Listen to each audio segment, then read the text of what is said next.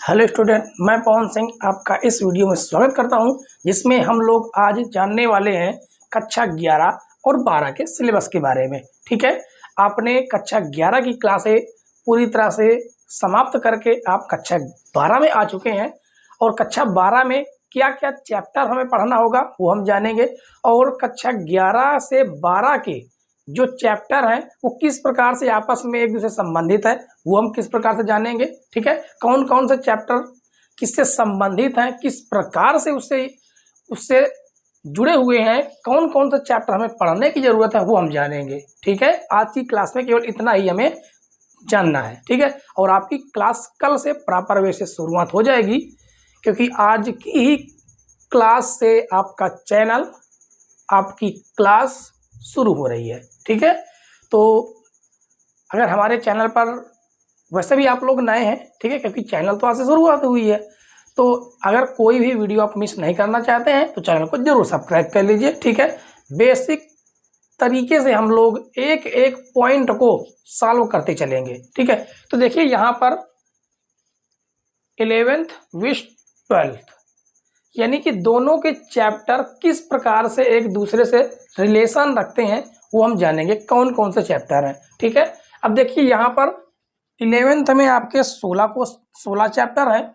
जबकि 12th में आपके मात्र 13 चैप्टर हैं। इसका मतलब ये है कि 11 में चैप्टर ज़्यादा है और 12 में कम है, लेकिन ये कोर्स आपका छोटा है और ये कोर्स आपका थोड़ा सा बड़ा पड़ जाता है। ठीक है, समझिए। अब देखिए समुच्चय, पहला चैप्टर आपका समुच्चय हो गया। समुच्चय तो किसी प्रकार से संबंधित नहीं है, ठीक है, इसलिए इस पर क्रॉस। उसके बाद दूसरा संबंध एवं फलन। संबंध एवं फलन आपका पहले से संबंधित है। ठीक है, त्रिकोणमितीय फलन ये आपका दूसरे चैप्टर से संबंधित है पूरी तरह से। गणितीय आगमन का जो सिद्धांत है वो इसका थोड़ा सा उपयोग इन दो चैप्टर में देखने को मिलता है, थोड़ा सा, ज्यादा नहीं, मात्र 20%। ठीक है, उसके बाद सम्मिश्र संख्याएं और द्विघात समीकरण, किसी तरह से इसका संबंध नहीं है कक्षा 12 में, बिल्कुल फ्रेश चैप्टर। और इतने चैप्टर, कुछ चैप्टर ऐसे हैं जो आपको कक्षा 12 बिल्कुल फ्रेश मिलेंगे। आपने कक्षा 11 पढ़ा भी नहीं है तब भी आप अच्छे तरीके से 12 की मत कंप्लीट कर सकते हैं। ठीक है, अब आगे देखिए रैखिक असमिकाएं। रैखिक असमिकाएं और रैखिक प्रोग्रामन एक दूसरे से संबंधित हैं। उसके बाद क्रमचय और समचय, द्विपद प्रमेय, अनुक्रम तथा श्रेणी, ये 3 चैप्टर तो आपके बिल्कुल भी कक्षा 12 से रिलेशन नहीं रखते हैं। ठीक है, 10 सरल रेखाएं। ये सरल रेखा जो है ना, ये आपका इस चैप्टर से, किससे, इससे कुछ संबंध रखती है। किससे? कौन सा चैप्टर है आपका, क्या नाम है, सरल रेखाएं। सरल रेखाएं अवकलज के अनुप्रयोग से संबंधित रखती हैं। कौन सी? ये सरल रेखाएं। मात्र 20%, कितना? मात्र 20% संबंधित है बस। ठीक है, उसके बाद शंकु परिच्छेद, कुछ भी रिलेशन नहीं। त्रिमीय ज्यामिति, त्रिमीय ज्यामिति का परिचय। उसके बाद त्रिमीय ज्यामिति 11 चैप्टर से संबंधित है। सीमा और अवकलज, ये तो पूरी तरह से आपका 5वें चैप्टर से संबंधित है। किससे? 5वें चैप्टर से संबंधित है, ये हमें पढ़ना ही पड़ेगा। गणितीय विवेचना कोई रिलेशन नहीं, संख्य की कोई रिलेशन नहीं, प्रायिकता आपका प्रायिकता से रिलेशन रखती है। अब समझिए कौन कौन से चैप्टर अगर हम 11 में नहीं पढ़े हैं तो भी हम आराम से कक्षा 12 में कंप्लीट कर सकते हैं। बिल्कुल फ्रेश चैप्टर है, वो आपके हो जाते हैं आव्यूह और सारणिक। आव्यूह और सारणिक ये 2 चैप्टर हैं। उसके बाद समाकलन, समाकलन के अनुप्रयोग, ये बिल्कुल फ्रेश है। अवकल समीकरण, ये हो गया आपका बिल्कुल फ्रेश। ठीक है, और सदिश बीजगणित, ये भी आपका बिल्कुल फ्रेश चैप्टर है, ठीक है। और देखिए समझिए, अगर आपने कक्षा 11 में पढ़ा ही नहीं है, कुछ भी नहीं पढ़ा, तो टेंशन लेने की जरूरत नहीं है। आपका एक एक डाउट हम क्लियर करेंगे, ठीक है। बस आप हमारे साथ जुड़े रहिए, बने रहिए। उसके लिए आप चैनल को सब्सक्राइब कर लीजिए, जिससे कभी भी हम आपके लिए वीडियो लेकर आएँ तो सबसे पहले नोटिफिकेशन आप तक पहुंच जाए, ठीक है। अब उसके बाद हम जानेंगे कुछ बेसिक चीज़ें जो हमें कक्षा 12 में पता होनी चाहिए। कक्षा 12 में पता होने के लिए आपको कक्षा 11 के कुछ चैप्टर पढ़ने पड़ेंगे, वो आप पढ़ लीजिए। कौन सा? पहला तो हो गया आपका त्रिकोणमिति फलन, ये आपको पता होना चाहिए, 100% आपको पढ़ना ही पड़ेगा, ठीक है। और नहीं भी पढ़ना है तो कोई दिक्कत वाली बात नहीं, आपको हम कक्षा 12 की क्लास जब लेंगे, कहाँ से, प्रतिलोम त्रिकोणमितीय फलन, वहां पर आपको बिल्कुल क्लियर कर देंगे। और ब्रैकेट में हम फार्मूले भी लिखते जाएंगे कक्षा 11 के, ठीक है। तो आपको जरूरत नहीं है अपने सिर पर बोझ लेने की। उसके बाद आपको और कौन सा चैप्टर पढ़ना है?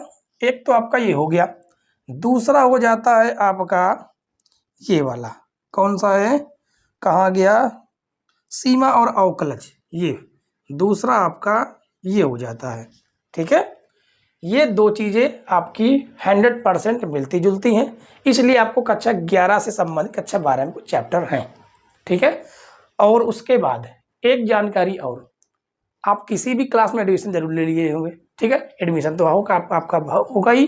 तो आपको जब आपकी क्लास शुरू हुई होगी, वैसे भी आप कुछ चैप्टर जरूर पढ़ चुके होंगे। तो कक्षा 12 में सबसे ज़्यादा अधिकतम स्कूलों में शुरुआत हुई होगी कहाँ से? चैप्टर 2 से। कहाँ से? चैप्टर 2 से शुरुआत की होंगे, या तो चैप्टर 3 से शुरुआत की होंगे। क्यों? कुछ तो कारण है उसका। कारण ये है कि ये जो आपका संबंध फलन है ना, ये थोड़ा सा डिफिकल्ट है। थोड़ा सा क्या है? डिफिकल्ट है। इस वजह से इस संबंध एवं फलन को हम तब पढ़ाएंगे जब आपका अवकलज के अनुप्रयोग, यानी कि आपकी फर्स्ट, ये वाला जो चैप्टर है यहाँ से यहाँ तक, ये आपकी फर्स्ट बुक में आ जाती है। किसमें? फर्स्ट बुक में। जब आपकी फर्स्ट बुक समाप्त हो जाएगी, उसके तुरंत बाद आपका संबंध फलन पढ़ा दिया जाएगा। समझ गए? तो आपके दिमाग में ये डाउट नहीं होना चाहिए कि संबंध एवं फलन क्यों छोड़ा गया। छोड़ा क्यों गया? क्योंकि आपको पहले प्रतिलोम, आव्यूह, साड़ी, सांतत्य एवं अवकलनीयता, अवकलज के अनुप्रयोग, ये आपको पता हो, ठीक है। उसके बाद हमने आपको बताया ये थोड़ा सा डिफिकल्ट है, इसका तरीका थोड़ा अलग है, इस वजह से इसको हम सबसे लास्ट में पढ़ाएंगे। और यहाँ से लगाकर समाकलन से लगाकर प्रायिकता तक का जो चैप्टर है वो आपको सेकेंड बुक में मिलता है। किसमें? सेकेंड बुक के चैप्टर हैं ये सेकेंड बुक के चैप्टर हैं, ठीक है। फर्स्ट बुक का टारगेट आपका होना ये चाहिए कि ये लास्ट 30 जुलाई तक, 30 जुलाई तक समाप्त हो जाना चाहिए। क्यों समाप्त हो जाना चाहिए? क्योंकि आपके मासिक टेस्ट होने हैं, आपकी मासिक परीक्षाएं होने वाली हैं, इसलिए आपका जो फर्स्ट क्या है, फर्स्ट किताब है, वो आपका टारगेट होगा कि 30 जुलाई तक समाप्त हो जाए। सेकेंड बुक कब तक समाप्त हो जाइए? ये अक्टूबर में समाप्त हो जानी चाहिए। किसमें? अक्टूबर में।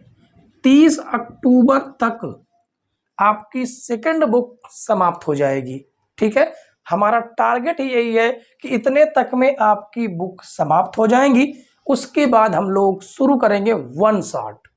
हर चैप्टर का बहुत बेहतरीन तरीके से वन शॉट मिलेगा आपको घबराने की कोई ज़रूरत नहीं है। हर क्वेश्चन, ऐसा क्वेश्चन आपको वन शॉट में ज़रूर देखने को मिलेंगे जो लगातार पेपर में आते ही जा रहे हैं, ठीक।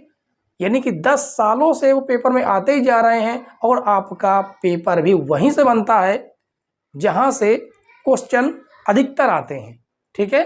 मतलब कि जितने भी 10 ईयर्स हैं, 10 ईयर्स में आने वाले क्वेश्चन सॉल्यूशन वो आपको वीडियो के माध्यम से हम प्रोवाइड करवा देंगे, इसलिए आपको घबराने की कोई ज़रूरत नहीं है। बस आप हमारे साथ अंत तक बने रहिए, ठीक है। तो आज की क्लास हम लोग बच्चों यहीं पर समाप्त करेंगे। बस हमें इतनी जानकारी देनी थी कि आपका जो बैच है, आपका जो बैच है कौन सा, 2023 और 2024 का जो बैच है वो आपका कल से शुरुआत होता है। कल से यानी कि 1 जून से 1 जून से आपका बैच प्रारंभ हो रहा है। इसलिए आपके साथी जो भी हैं, आपके क्लासमेट हैं, उन्हें जानकारी दीजिए, उनके पास शेयर कीजिए, ठीक है, ताकि उनकी भी तैयारी प्रॉपर वे से हो सके। और डेली आपको एक क्लास जरूर देखने को मिलेगी, क्योंकि बहुत से बच्चे कमेंट्स ये करते हैं कि उन्हें एक वीडियो में एक क्वेश्चन नहीं चाहिए, पूरा पार्ट चाहिए, यानी कि पूरी प्रश्नावली चाहिए। लेकिन पूरी प्रश्नावली ना करके हम कोशिश करेंगे कि उसमें कम से कम उस पार्टों में हम डिवाइड करेंगे, ठीक है। पार्ट जैसे मान लीजिए कोई भी है, उसमें कम से कम आपके 5 से 10 क्वेश्चन रहेंगे, ठीक है। जिसमें आपका जो भी पार्ट होगा वो कम से कम आपका 30 मिनट से 1 घंटे तक का पार्ट रहेगा, ठीक है। तो आपको लगातार पढ़ना है और हमारा टारगेट होगा कि 100 में 100 नंबर लाना, 100/100। और 100/100 लाने के लिए बच्चों आपको पता है कि हवाई में तो आते नहीं हैं। इसके लिए आपको प्रॉपर वे से तैयारी करनी होगी। जितना भी यहाँ पर बताया जाता है उसके साथ में आपको भी रिवीजन करना ही पड़ेगा, ठीक है। तो रिवीजन ही एकमात्र ऐसा सल्यूशन है जो आपको 100 में 100 मार्क्स लाने देगा, ठीक है। क्योंकि बिना रिवीजन के आप ये टारगेट पूर्ण नहीं कर सकते किसी हालत में। तो बस जितना आपको कराया जाता है वो करते जाइए, और आप चाहें तो अदर किताब के भी क्वेश्चन कर सकते हैं, ठीक है। आपकी जो बुक होगी वो टोटल एनसीईआरटी होगी, एनसीईआरटी, टोटल एनसीईआरटी बुक के क्वेश्चन होंगे, ठीक है, टोटल एनसीईआरटी। और इस एनसीईआरटी बुक में बेहतरीन क्वेश्चन आपको देखने को मिलेंगे, बेहतरीन। वो सारे क्वेश्चन आपको यहाँ पर मिलेंगे जो आपके अन्य किताबों में तो होते हैं, ठीक है, अन्य किताबों में होते ही हैं, क्योंकि वो इम्पॉर्टेंट यानी कॉमन क्वेश्चन होते हैं, वो कॉमन क्वेश्चन ही होते हैं। इसलिए एनसीईआरटी बुक में वो क्वेश्चन ही आपको भरे पड़े मिलेंगे, ठीक है। तो आज की क्लास हम लोग बच्चों यहीं पर समाप्त करेंगे, और कल से हम लोग शुरू करेंगे कहाँ से, प्रतिलोम त्रिकोणमिति 2.1 से 2.1 से आपकी क्लास शुरू होगी। और इतने गजब के आपको त्रिकोणमिति फलन में क्वेश्चन देखने को मिलेंगे जो आपने मतलब कि सोचा ही नहीं होगा। इतने आसान से आसान क्वेश्चन है, इतने आसान क्वेश्चन है कि प्रश्नावली 2.1 तो कल ही खत्म हो जाएगी, 2.1 तो कल ही खत्म हो जाएगी। मात्र इसमें 14 क्वेश्चन दिए गए हैं और बिल्कुल बेसिक से क्वेश्चन है जो आपके कक्षा 10 में, आपने कक्षा 10 में त्रिकोणमिति पढ़ी है, वो सारे क्वेश्चन यहाँ पर मतलब कि सारे फार्मूले यहाँ पर यूज होते हैं, ठीक है।